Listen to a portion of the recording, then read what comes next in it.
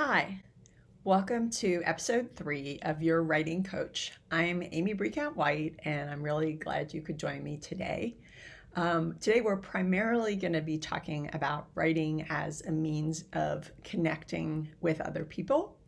We've talked about that a little bit so far, but we're going to talk today about how to make those connections stronger through your writing. One of the things you might want to do is share some of the writing you've done so far, either your gratitude reflection or your adjective anecdote, in which you wrote an anecdote that illustrated a characteristic that you have that gave evidence for that characteristic. And you might think about sharing those or some other writing that you want to do with somebody else. Particularly now, because some people are feeling disconnected, whether they're living alone or they're not able to see their grandchildren or friends. A lot of people are feeling really disconnected. What I'm going to do today is give you a few tips on how to make what you write stronger and how to help your words connect more deeply with someone who's reading them. You can make your writing stronger by editing yourself, by writing something, having a draft, and then going back and editing yourself. And you can also make your writing stronger by having other people respond to it and edit it. And we're going to talk about both of those ways of making your writing stronger today. So first off, let's talk about self-editing, which is basically you editing your own work, just like it sounds. One of the best ways to self-edit after you've written something is to read it out loud. A lot of people just write something and sort of leave it up on their screen and then kind of keep reading it that way. That's not as effective because your brain kind of stops editing, your brain stops seeing it. But reading it out loud activates a different part of your brain because now you're turning the words into sounds and you're able to better edit yourself. You're able to hear, whether or not that's a complete sentence, whether or not you've used the same word too many times. Those are some of the ways in which you might edit yourself.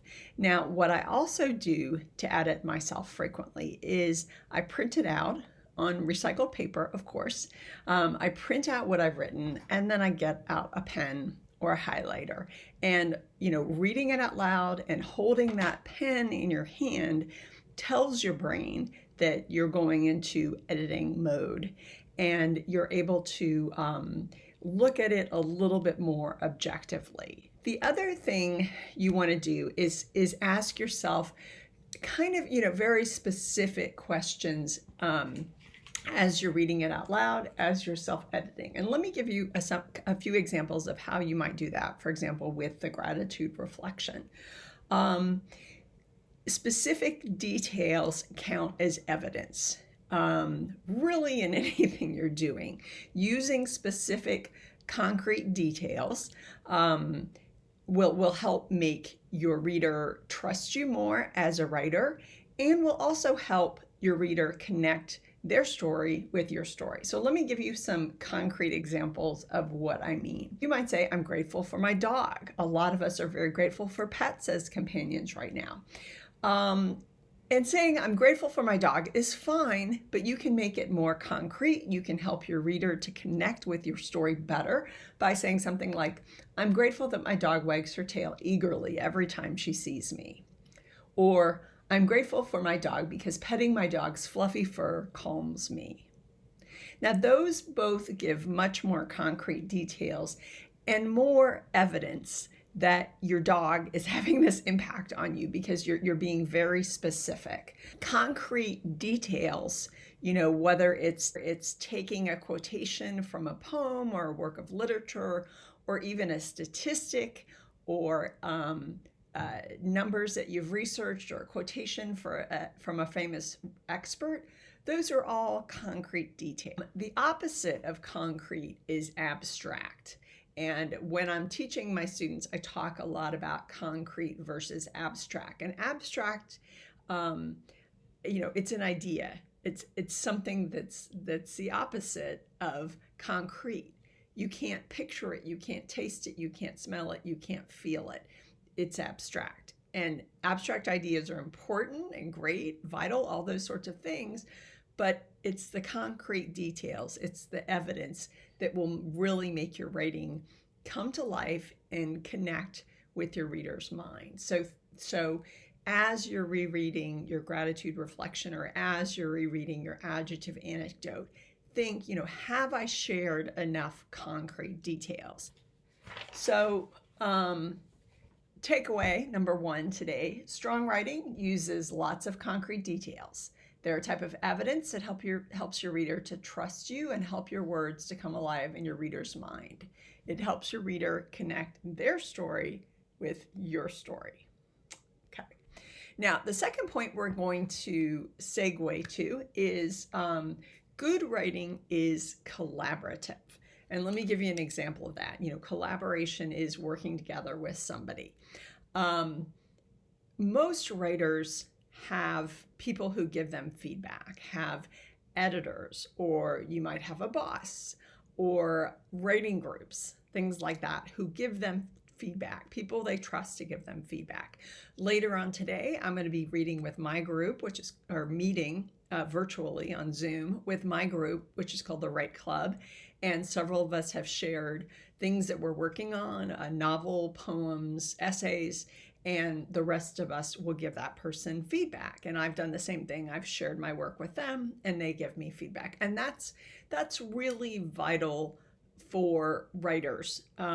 We have this myth, I think, in our society that writers sort of go off in this cabin and come up with this great work. And there may be a few people who are able to do that, but the majority of people rely on other people to give them feedback. They rely on other people to correct their mistakes or to say, hey, I kind of get what you mean here, but could you be more concrete? Could you give me an anecdote? Could you give me more details or evidence of some sort? So I really make sure that I'm understanding what you're saying.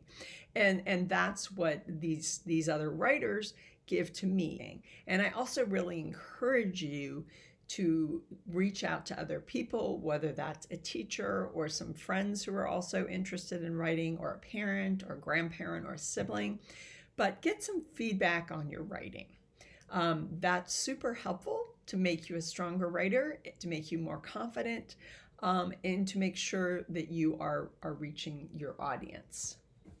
Before you give someone something to read, you might, particularly if they're not used to reading and giving feedback, you might give them a couple questions. So I came up with 5 questions, and you're welcome to use those. But these are questions that you might use when you're connecting with somebody else. Number 1, is there anything you don't understand? You want your reader to understand what you're saying. You want them to follow your logic or follow your story. Do you have any suggestions for how I can make it stronger? What do you think I'm doing well? We all want to hear some positive feedback. So, I always make sure when I'm giving anybody feedback on anything that they've written that I include something really positive too. Can you follow my argument clearly? That's kind of a variation of, is there anything you don't understand? But that would be, more for a paper in which you're making a point. Can you picture what I'm trying to share? That you might think about that in terms of writing a personal essay or writing fiction. If you write fiction, can you picture what I'm trying to share? Is it making a connection with you?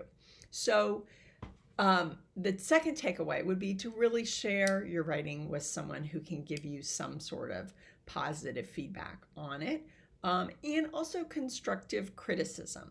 I would not be where I am as a writer if I hadn't had lots and lots of people give me feedback and show me how to make my writing stronger. If you look in the acknowledgments of most books, they will thank a bunch of people. Either, sometimes they're helping them with research, but a lot of times they're just reading whatever that person is working on, fiction or nonfiction, and giving them feedback. You need to strengthen this. I'm not quite sure about that point. You need more evidence here, etc. That kind of feedback is really vital for us to grow as writers and to make sure that we are connecting our story, what we want to share, with everyone around us. So try to find someone who will give you strong feedback, share the questions with that person to make their job easier so they know what you want.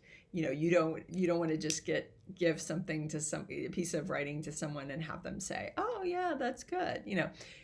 That's fine, but let's be specific. Give me evidence of what's good. Why do you think it's good? What could I do better?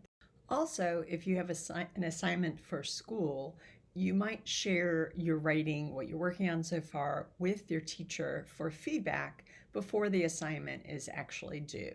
When I was teaching high school, I did that a lot of times with my students. I would say, if you want feedback early, please come see me and we'll go through it.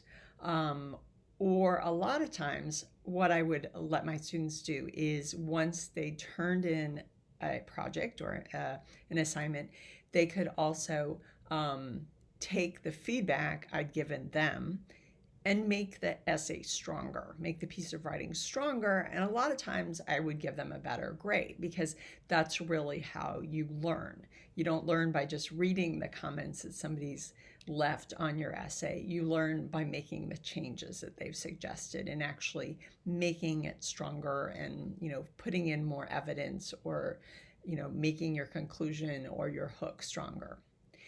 So if you'd like to do another writing assignment, I have one in mind, surprise, surprise. So what I would like you to look at is for this writing project and start out by doing a brain dump again, which is just, dumping out everything that goes through your head when you answer this question. So this third writing project would be, what's the toughest part of staying home for you during this period of time? Do a brain dump, ask yourself why that's so tough, and then share some really concrete details of what you don't like.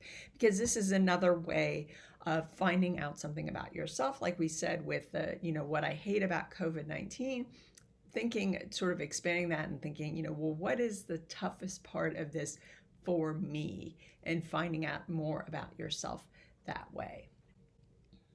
A famous writer, Joan Didion, said that, I'm going to paraphrase her, but she said, I find out what I think by writing, and a lot of times writing can really help you clarify your thinking if you have to articulate it. So thank you again so much for coming by today.